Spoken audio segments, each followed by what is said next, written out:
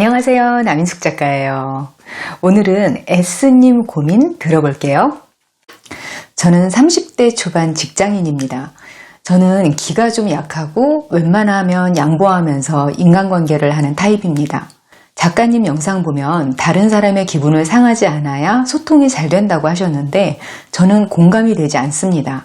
왜냐하면 저는 평소처럼 부드럽게 말하면 사람들이 귓등으로도 듣지 않습니다. 좀 세게 말하고 화내는 것처럼 말해야 말이 통한다는 느낌을 받아요.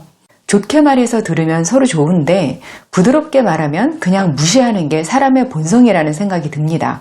방금 전에도 거래처에 업무 내용을 전달했는데 그걸 무시하고 안 하고 있다가 전화해서 화를 내니까 빨리 해서 보냈더라고요. 일상생활에서도 이런 일이 자주 있습니다. 사회생활이나 인간관계에서 손해 안 보고 소통을 하려면 무조건 강하게 말해야 하는 걸까요? 이것도 피곤하고 회의감도 느껴지고 그렇습니다. 저는 이거 이해돼요. 사연자님이 왜 이렇게 느끼시는지 이해돼요. 그런데 좋게 말하면 말을 안 듣는다. 이거에 동의할 수는 없어요. 화를 내면서 상대방 기분을 긁으면서 말하면 메시지 전달 자체는 잘 되죠.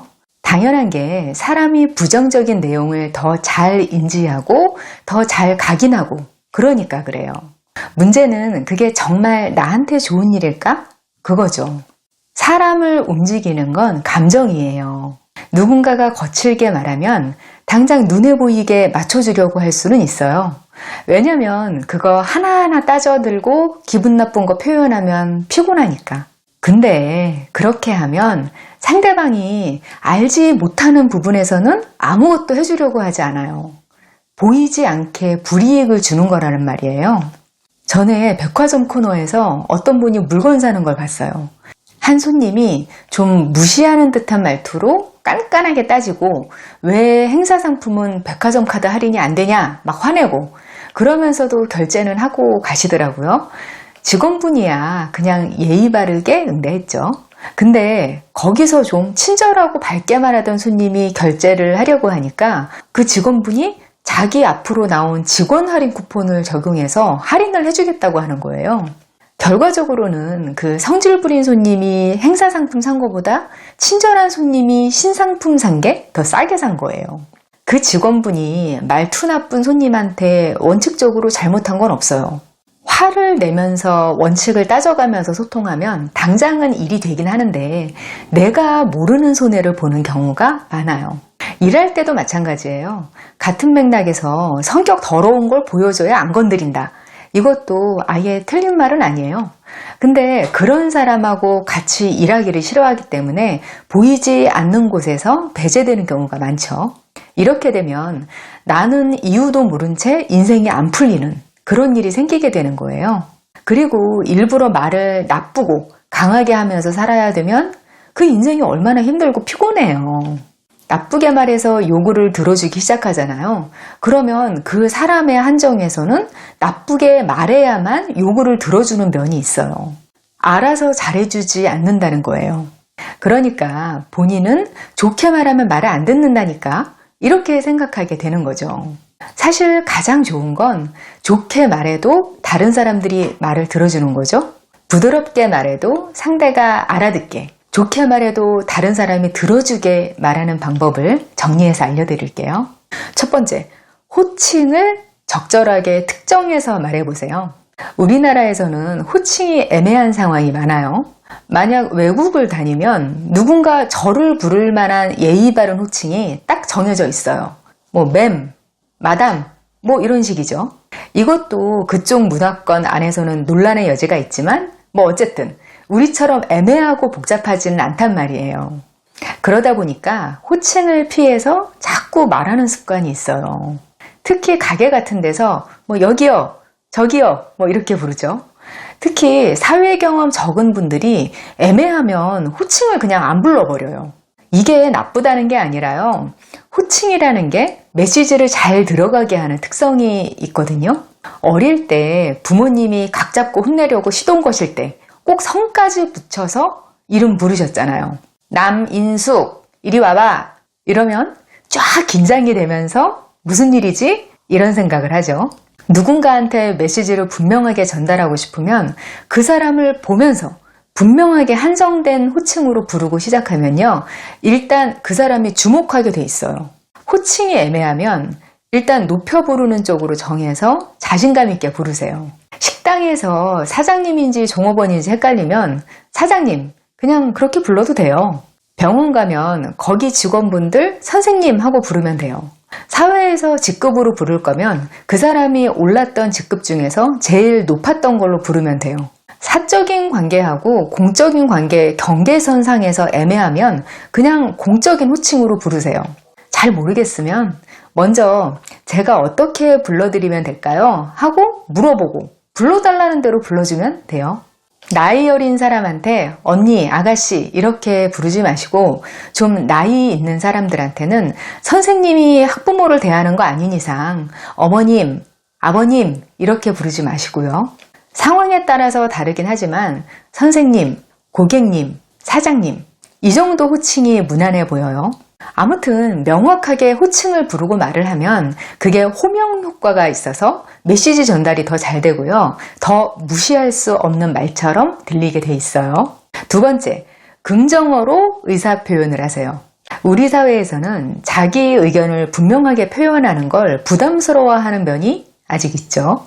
그래서 다른 사람이 말하는 거하고 다른 의견을 내는 걸 너무 조심스러워해요. 이걸 확실히 하셔야 하는 게 나쁘게 말하는 거하고 분명하게 말하는 거, 이 두 가지가 분명히 다르다는 걸 아셔야 해요. 이거 헷갈리시는 분들 많아요. 그래서 내가 요구하는 걸 선명하게 말하면 분명히 싸가지 없게 보일 거야. 이러면서 돌려 말하는 게 습관인 분들이 있어요. 이게 심한 분들은 진짜 뭘 요구하는 건지 모르겠을 때도 있더라고요. 이러면 사람 심리가 상대가 원하는 게 뭔지 아슬아하게 짐작이 가도 그냥 모르는 척하게 돼요. 직관적으로 안 들어오니까 그거 해석하다가 무의식이 그냥 패스해버리는 거예요. 또 반대로 예의 없게 말하는 걸 분명하게 의사전달하는 걸로 착각하기도 해요. 이건 분명히 다른 거거든요. 우선 상대방 의견하고 다른 의견을 내도 된다고 그렇게 생각을 바꿔보세요. 의견이 다르면 그걸 분명히 말해야 서로한테 다 좋은 일이다. 나뿐 아니라 저 사람을 위해서도 이건 분명히 말하는 게 좋은 거다. 이렇게 생각을 가지시면 좋겠어요. 상대방 기분을 거스르지 않으면서 내 요구를 분명히 전달하는 게 긍정어로 요구하는 거예요. 만약 친구가 짜장면 먹으러 가자 이렇게 말하는데 나는 짜장면이 싫어요. 그러면 나 느끼해서 짜장면 싫어 이렇게 말하는 것보다는 오 짜장면 근데 나 지금 한식이 땡겨 이런 식으로 상대 의견을 부정하기보다는 내가 원하는 거에 초점을 맞추면 서로한테 부담이 없어요. 사회에서도 마찬가지예요. 의견이 다르면 단점을 지적하는 거에 치중하지 말고 내가 원하는 쪽에 집중해서 말하세요. 그렇게 하면 기분 나쁘지 않으면서도 무시할 수 없게 말하는 사람이 되는 거예요. 그런데 이렇게 말할 수 있으려면 한 가지 전제사항이 있어요. 내 의견이 명확해야 긍정어로 분명히 말할 수 있어요. 나한테 취향이나 의견이 없는데 막연히 저건 싫어. 이런 식이면 내가 하는 말이 다른 사람들한테 잘 안 먹히는 것도 당연한 거예요. 다른 사람들이 내 말을 들어줬으면 하는 욕구가 있으면 내 내면에서 생각을 정리하는 습관이 있는 것도 분명 도움이 돼요. 세 번째, 어투를 관리하세요.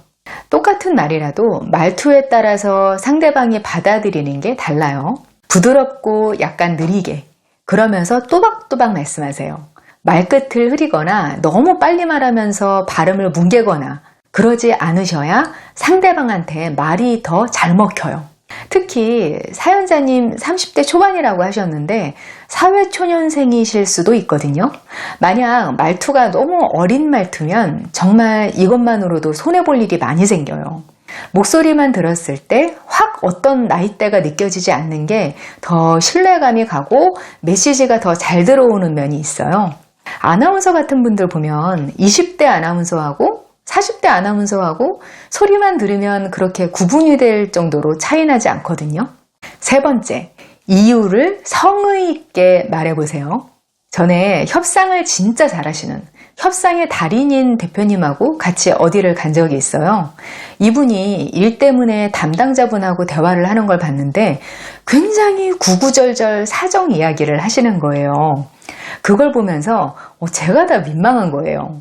저런 거 다 자기 사정이지 왜 알지도 못하는 사람 붙들고 저런 얘기를 저렇게 할까?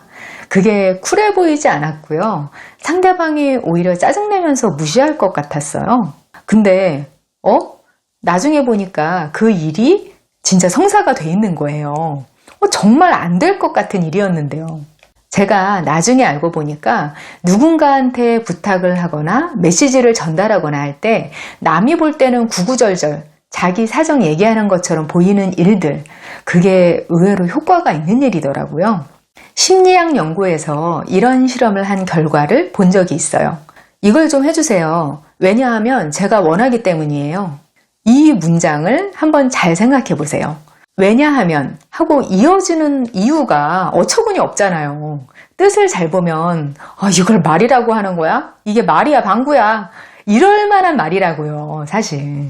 근데 이런 식으로 말을 하면 사람들이 그 부탁을 들어줄 확률이 확 올라가더래요. 뭔가 이유가 있는 일에 더 관심을 갖고 부탁을 들어주게 되어 있다는 게 사람 심리라는 거죠. 그래서 다른 사람한테 메시지를 전달해서 내 말대로 그 사람이 움직여주기를 바란다면요. 이유를 좀 성의 있게 설명하는 습관이 들면 좋아요. 일할 때도 15일까지 해주세요. 이러는 것보다는 16일에 행사가 시작이어서 15일 오전까지는 꼭 부탁드립니다. 이런 식으로 하면 그 말을 잘 받아들일 확률이 높은 거예요. 저는 뭘 요구하는 것뿐 아니라 어떤 소통에서든 이런 면이 필요한 것 같아요. 특히 상대가 잘못해서 사과받을 일이 있을 때 특히 그렇죠. 오늘은 좋게 말해도 상대가 내 말을 들어주는 법, 부드러운 카리스마 화법 말씀드렸는데요. 참고하셔서 내 의견을 더 확고하게 전달하는 데에 도움이 되시면 좋겠어요. 저와 더 깊은 소통을 하고 싶으시면 네이버 카페 어른성장학교로 오세요. 저는 다음에도 여기서 만날게요. 구독, 좋아요, 알림 설정 눌러놓으시면 더 편하게 만날 수 있겠죠. 기다릴게요.